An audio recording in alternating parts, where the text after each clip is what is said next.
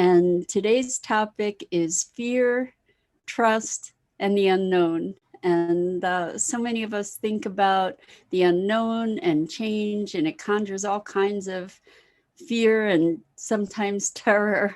And we're going to talk about how we can embrace the unknown with excited anticipation and joy, and how much more that makes available for us in our lives. But before we get started, let's just take a couple minutes to settle in. Let's take a deep breath in through your nose and hold it. And imagine clean, crisp oxygen just flowing into your lungs and flooding your bloodstream and nourishing all your cells and all your organs. And as you exhale any tension or stress, relax your shoulders and your neck. And let's take another deep breath in through your nose. This time, imagine clean, crisp oxygen. Light, we just did that.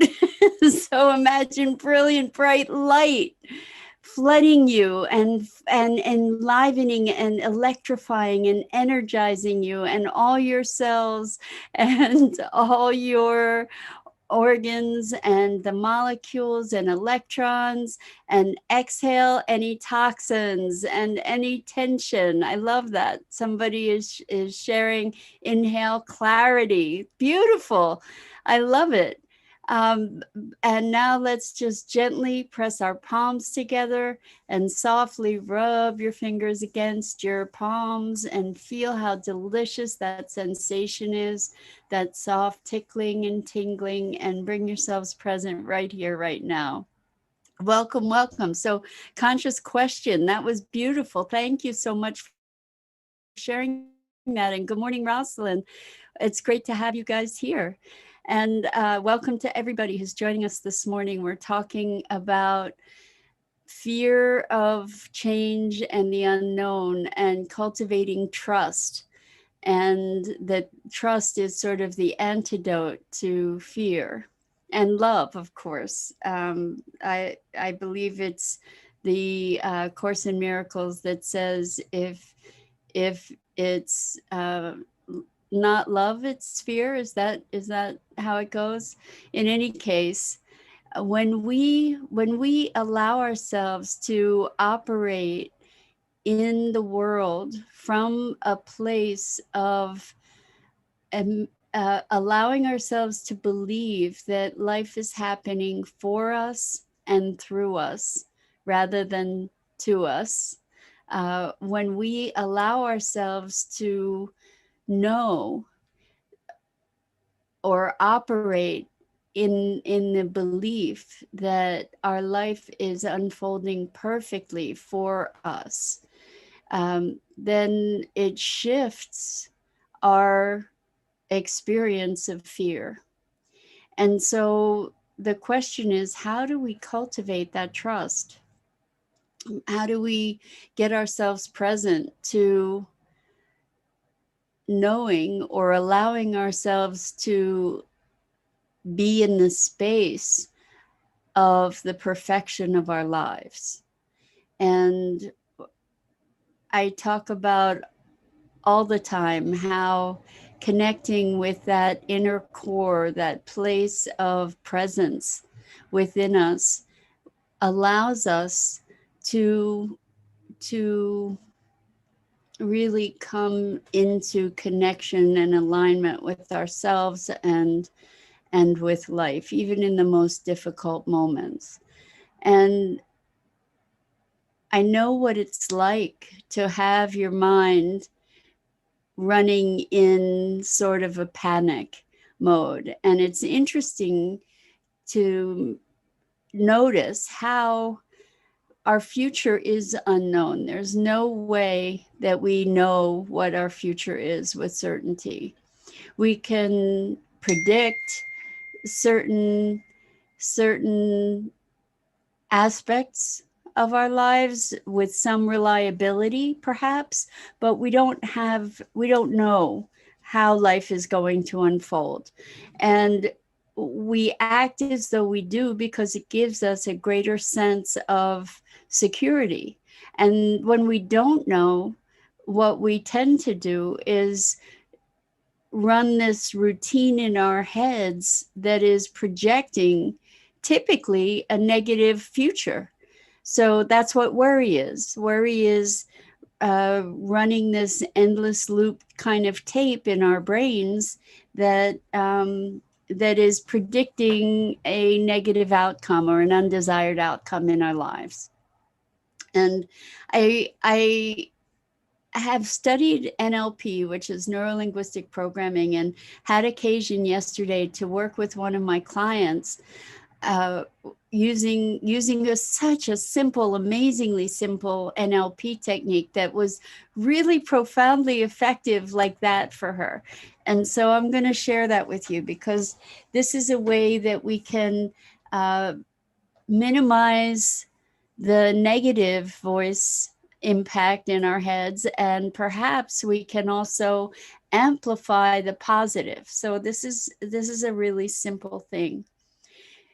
What we get to do is to touch into one of those voices that is telling us all kinds of things that are not really supportive, like we're unworthy, or we're not good enough, or we're never going to be able to do this, or any of these negative messages.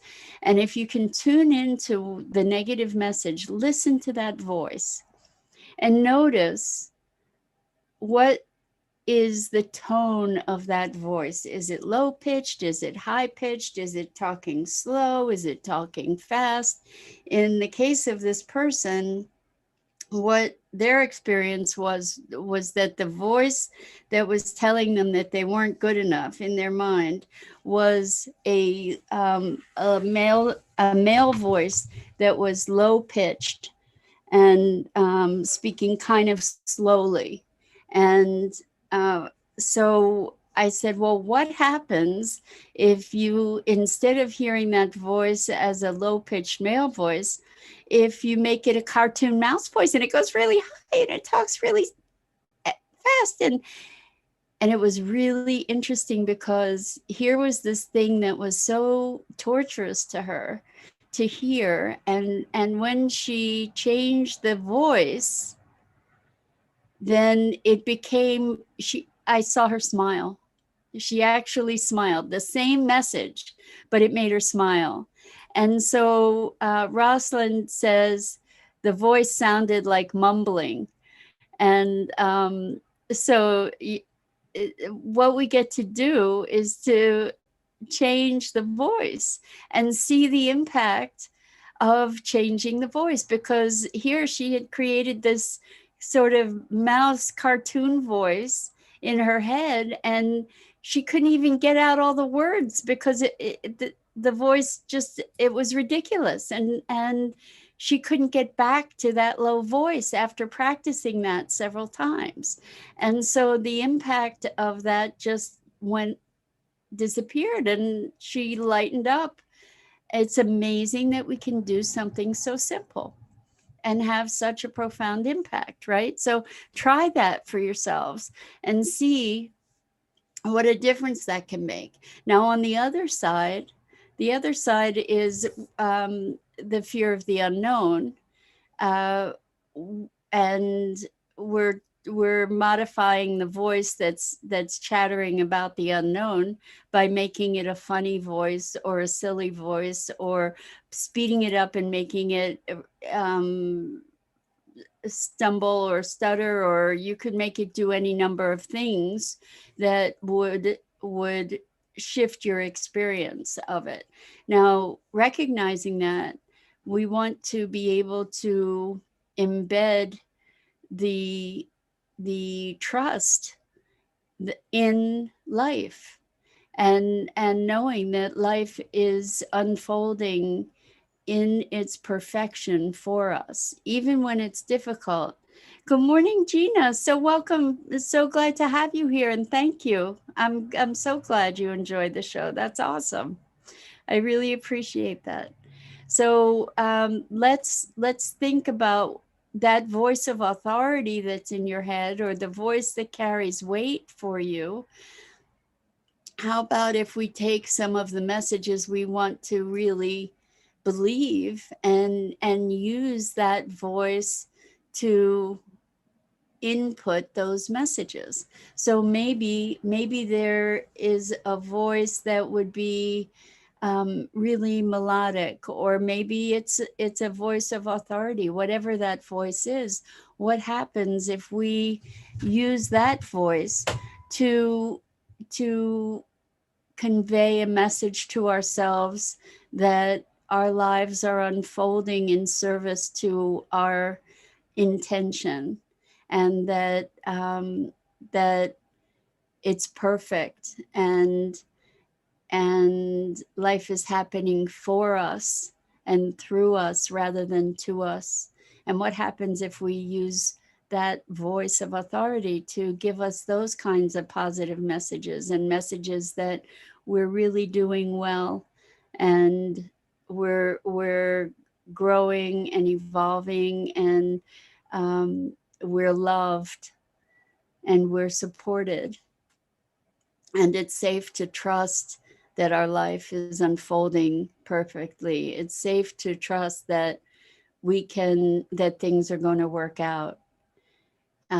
So that's one way that we can install trust for ourselves. And when it's interesting, because when we distrust ourselves, we often act in ways that are worthy of our distrust. When we trust ourselves, we often act in ways that are worthy of our trust. Good morning, Dido. Welcome. Great to have you here. And welcome again to everybody who's joining us. So I think we get to look at this whole idea of change and the unknown in a way that we can be anticipating wonderful things instead of anticipating terrible things. And when we can presence ourselves to the fact that we really don't know, and since we really don't know, we can be imagining all the wonderful things that could be in store for us.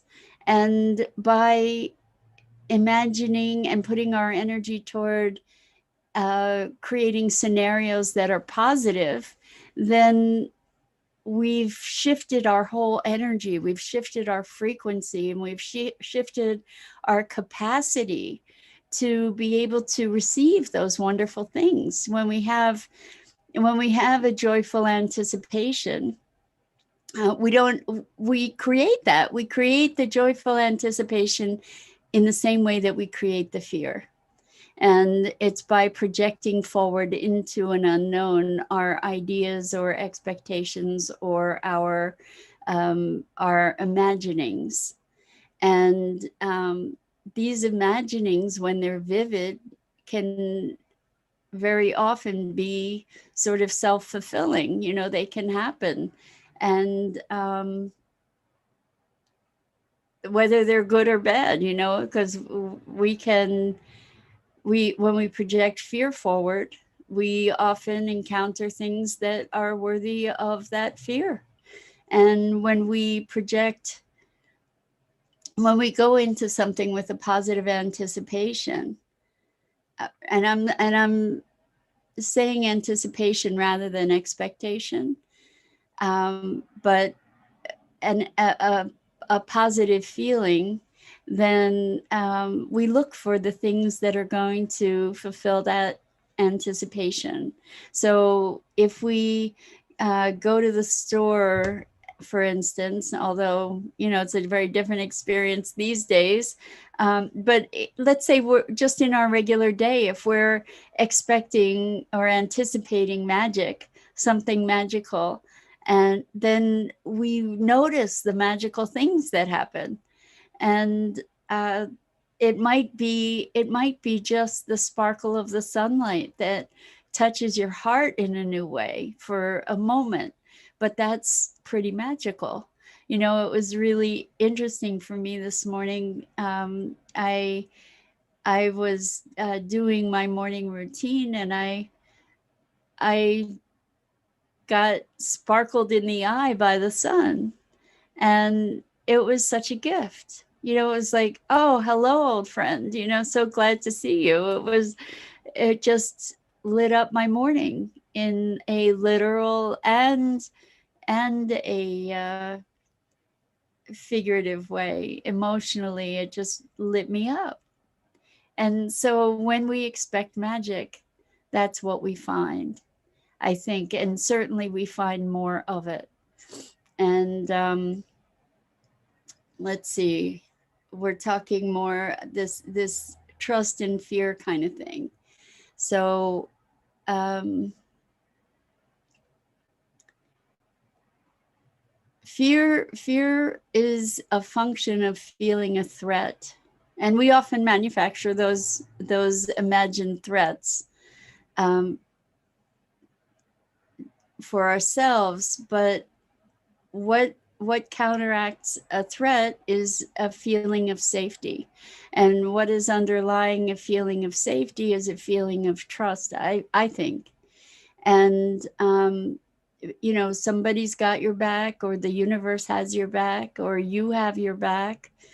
um, and so cultivating this sense of safety is what safety and trust is what we're up to. And let's see. So, presencing yourself to your breath is a really powerful way to sort of slow down and experience. And um, presencing ourselves to beauty is another way to become aware of of the the wonder and that sense of wonder. Yeah, I've spoken this before, and I misquoted it before, but um, I've I read this and it really really resonated with me, and it's not that love is not the first path to God, beauty is. And that presence of to beauty and experiencing the awe of it is something that moves me anyway into another dimension of experience that connects me to the grander workings of the universe somehow, and helps to stimulate trust for that for me. Now, getting back to our imaginings of the future, and being able to anticipate the future in a happy way, uh, we're going to look at another NLP technique for a minute. So we also envision things, like we might imagine ourselves as a bag lady going forward in the future, because I'm not going to make enough money, and I'm going to, you know, lose my house, and I'm going to lose my, you know, all all my security, and I'm going to end up being a bag lady. And we might have this vision of being a bag lady, and it's in brilliant color, and it's very vivid, and it's just this really powerful, frightening image, perhaps. Okay, so what do? Well, we get to experiment with the same submodalities, kind of, with this image. So what happens, this vivid, very crisp, brilliant image that might be really close in your face, what happens if you move it away from yourself? What happens if you give yourself a little bit of distance from it?